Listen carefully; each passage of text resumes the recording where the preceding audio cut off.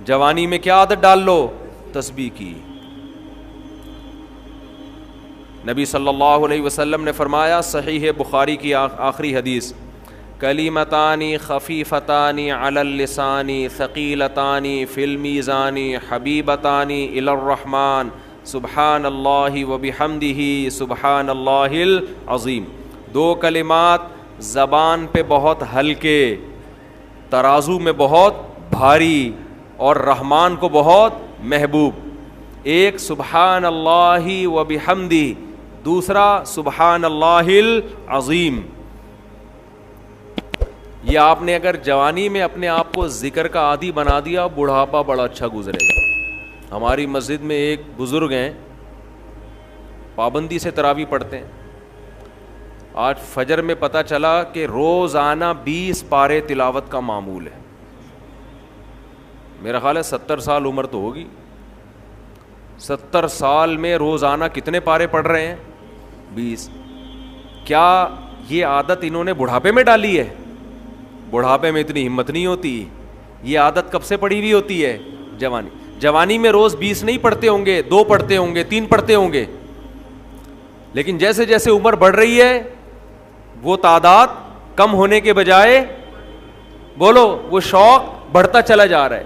عین ممکن ہے کچھ دنوں کے بعد یا چند سالوں کے بعد صحت اجازت نہ دے, عین ممکن ہے, لیکن شوق تلاوت کا کم ہونے کے بجائے بڑھے گا. اور اللہ اجر کس پہ لکھے گا؟ شوق پہ. حدیث میں آتا ہے کسی کا کوئی معمول تھا, صحت خراب ہونے کی وجہ سے معمول چھوٹ گیا تو اللہ اس کے اعمال میں وہ نیکی لکھتے رہتے ہیں. جیسے کسی نے ہمیشہ رمضان میں روزے رکھے ہوں, بڑھاپا آ گیا, شوگر, بیماریوں کی وجہ سے روزہ نہیں رکھ پا رہا, تو اب یہ تھوڑی کہ اللہ اس کا اجر ضائع کریں گے. اللہ کہیں گے تو نے ہمیشہ رکھے ہیں, اب مجبور ہے تو میں تیرے اعمال میں روزے لکھتا چلا جاؤں گا میں. تو آج آپ نے اپنے آپ کو, میرے بھائی, اللہ کا تھوڑا تھوڑا اللہ کا ذکر کی عادت ڈالو. میں نہیں کہہ رہا آپ سے زیادہ نہیں ہوتا تو وحشت نہ تھوڑا کر لو. آج تھوڑا کرو گے, کل اس تھوڑے میں ایسی لذت ہوگی کہ اللہ اس مقدار کو بڑھا دے گا. حدیث میں آتا ہے سبحان اللہ والحمد للہ ولا الہ الا اللہ واللہ اکبر, یہ کلمات احب الی اللہ مما طلعت الشمس او کما قال صلی اللہ علیہ وسلم.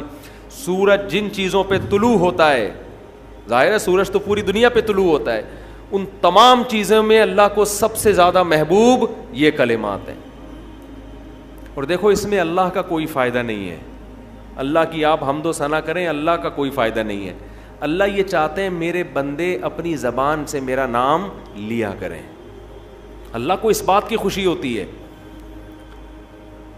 ہمارے حضرت ایک شعر پڑھا کرتے تھے, یہ جو اہل اللہ ہوتے ہیں نا, ان کو ذکر کی بڑی عادت پڑ جاتی ہے.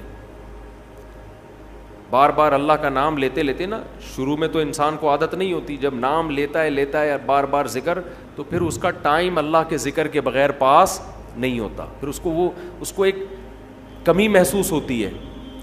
کسی کو چائے کی عادت پڑ جائے, چرس کی عادت پڑ جائے, سگریٹ کی عادت پڑ جائے, نہیں ملے تو تڑپتا ہے نا.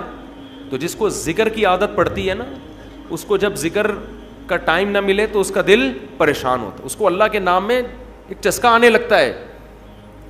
لیکن یہ پہلے دن نہیں ہوگا, عادت ڈالنی پڑے گی. تو روز آنا اس کا معمول بنا لیں, 100 دفعہ صبح 100 دفعہ شام تسبیح کا معمول بنا لیں. اس سے کیا ہوگا؟ ابھی شاید دل نہ لگے آپ کا, لیکن جیسے جیسے عمر بڑھے گی اللہ کے نام کا چسکا لگنا شروع ہو جائے. بڑھاپا بہت اچھا گزرے گا, اللہ کو یاد کر کے گزرے گا. کھوپڑی شریف میں بات آ رہی ہے کہ نہیں آ رہی؟ اور اگر ہر وقت دنیا کے تذکرے کرتے رہے نا, ہر وقت ویڈیو گیم لے کے بیٹھے ہوئے, PUBG کھیل رہے ہیں, سانپ والا اب تو سانپ والا ختم ہو گیا, اب آ رہا ہے سانپ والا. نوکیا میں آتا تھا, سانپ لمبا ہوتا جا رہا ہے, اس کو پتہ نہیں فضول ٹائم ویسٹ کر رہے ہو. ہم پریشان ہوتے ہیں یار, ہمارے پاس کاموں کو نمٹانے کا ٹائم نہیں ملتا. ہم تو چاہ رہے کاش یہ دن 24 گھنٹے کے بجائے 48 گھنٹے کا ہو جائے. اور لوگ کیا کر رہے ہیں کہ وہ باقاعدہ ارادہ کر کے ضائع کر رہے ہیں ٹائم. ہمارے تو کام نہیں نمٹتے. جب ہم رات کو سونے کے لیے لیٹتے ہیں تو کہتے ہیں یار آج کا دن بھی گزر گیا اور کام ویسے کے ویسے ہی. اور ادھر باقاعدہ ارادہ کر کے جو ہے نا ٹائم ضائع کیا جا رہا ہے کہ چلو ٹائم ویسٹ کرتے ہیں. ایسی چیز میں ٹائم گزر جائے نا جو ذہنی تفریح کا ذریعہ بنے تو بھی ٹھیک ہے, گپ شپ لگا لو دوستوں کے ساتھ بیٹھ کر. یہ کیا ہے یار, دماغ کو خام خواہ کا تھکا رہے ہو بیٹھ کے. تو اگر پب جی کھیلنے کی عادت ڈال لی تو جاؤ گوروں کا بڑھاپا دیکھو, اولڈ ہاؤس میں بڑھاپے میں اسنوکر کھیلتے ہیں, کیرم بورڈ کھیلتے ہیں, لڈو کا نہیں مجھے پتا, یہ چیزیں کھیل رہے ہوتے ہیں بڑھاپے میں. اور ہمارا بوڑھا بڑھاپے میں ایک ایک دن میں 20 پارے ختم کر رہا ہے. سمجھتے ہو کہ نہیں, وہ نماز میں دل بہلا رہا ہے, وہ تہجد میں اس کا ٹائم گزر رہا ہے. بھائی ویڈیو نہ بنائے, لکھا ہوا ہے نا. تو یہ کیسی عجیب بات ہے. آپ جائیں وہاں, ایک صاحب نے مجھے کہا کہ میں نے یورپ میں بڈھی عورتوں کو دیکھا, بڈھی عورتیں 5-6 بڈھی عورتیں بیٹھی ہوئی اور جوا کھیل رہی ہیں, تاش کھیل رہی ہیں. کہہ رہے مجھے یاد آیا یار ایک ہماری بوڑھی ہیں, ہماری بوڑھی عورتیں مصلے پہ بیٹھی ہوتی ہیں, اللہ اللہ کر رہی ہوتی ہیں, آخری وقت اللہ کا نام لے کے گزار رہی ہوتی ہیں, اور ایک ہی بڑھیاں ہیں اور کیا کھیل رہی ہیں, تاش کے پتے. اچھا لگتے ہیں بڑھاپے میں یہ. ہمارے بوڑھے کو دیکھو, آدمی کا دل چاہتا ہے اس سے دعا کروائے کہ بابا جی میرے بھی سر پہ ہاتھ رکھ لو. جو تاش کھیل رہی ہو بیٹھ کے اس بڈھی سے دل چاہے گا؟ اسے تو آدمی نصیحت کرے گا کچھ اور کر لے. تھوڑے دنوں میں اتنا راشا آئے گا نا ہاتھوں میں تھوڑے دنوں میں کہ ایک پتے کے بجائے 2 گر رہے ہوں گے, 2 پتے ایک ساتھ گر رہے ہوں گے. تو اس لیے کارآمد بنا لو, کچھ تھوڑا بہت اللہ کا نام لے لیا کرو. تمام دوائیں بچوں کی پہنچ سے دور رکھو. ایک اعلان کرنا ہے بس, پھر مسجد کمیٹی کی طرف سے ایک اعلان ہے. وضو خانہ, انڈر گراؤنڈ ٹینک اور باتھ روم اسٹور جو کہ کافی پرانے ہو گئے ہیں اور اب نئے سرے سے بنانے کی شدید ضرورت ہے. اس سلسلے میں آپ سے مالی تعاون کی درخواست ہے. اس کام میں تقریباً 20 سے 22 لاکھ کا خرچہ آ رہا ہے. یہ جو ہمارا وضو خانہ ہے, بہت سے نلکے ایسے ہیں آدمی جب بیٹھتا ہے تو ہوا بھی نہیں آ رہی ہوتی اس میں سے. ہوا آئے تو کم از کم آدمی تھوڑا سا سانس لے لے اس میں بیٹھ کے. خراب ہو گئے نلکے, اس کو ریپیئر کرنا ہے وضو خانے کو. اور اللہ بھلا کرے, یہ ٹینک ہمارا مسجد کے سامنے بہت پرانا ہے, گل گیا ہے, سڑ گیا ہے. میرا خیال ہے کتنے سال ہو گئے اس کو, 40 سال تو ہو گئے, 40 سال سے زیادہ ہو گئے. تو یہ بھی بوڑھا ہو گیا ہے. ہمارا ارادہ دوسرا ٹینک بنانے کا ہے مسجد میں, سمجھ رہے ہیں, یہاں صحن میں نا اچھا سا صاف ستھرا سا دوسرا ٹینک بنے گا تو صدقہ جاریہ ہے. اپنے لیے بھی کر سکتے ہیں, اپنے والدین, کسی کے مرحوم والدین ہوں ان کی نیت سے بھی کر سکتے ہیں. تیسرا جو ہمارا یہ باتھ روم ہے نا, یہ والا اعتکاف والوں کے لیے یہ بہت چھوٹا ہے, ان کو دور جانا پڑتا ہے, اس کی صفائی کا بڑے مسائل ہیں. تو یہ باتھ روم کو بھی ریپیئر کرنا ہے. سمجھتے ہیں کہ نہیں سمجھتے؟ تو اس کے لیے یہ پیسوں کے بغیر اسباب کی دنیا میں ممکن نہیں. سمجھتے ہو؟ گورنمنٹ کا کوئی ایسا ادارہ نہیں ہے جو مسجدوں میں آ کے پوچھتا ہو کہ جی یہاں کیا ضرورت ہے تو یہ لیجئے. حکومت کا ایسا کوئی پروگرام نہیں ہے. تو یہ پبلک ہی کرتی ہے, تو پبلک کا ہی کام ہوتا ہے. تو یہ آپ لوگوں کی میرا خیال ہے ذمہ داری ہے. کر لیں گے تو ثواب ملے گا, نہیں کریں گے تو آپ کی مرضی ہے. کیا خیال ہے؟ ہم تو اپنے گھر سے وضو کر کے آ جاتے ہیں, ہمیں تو کوئی ضرورت نہیں ہے.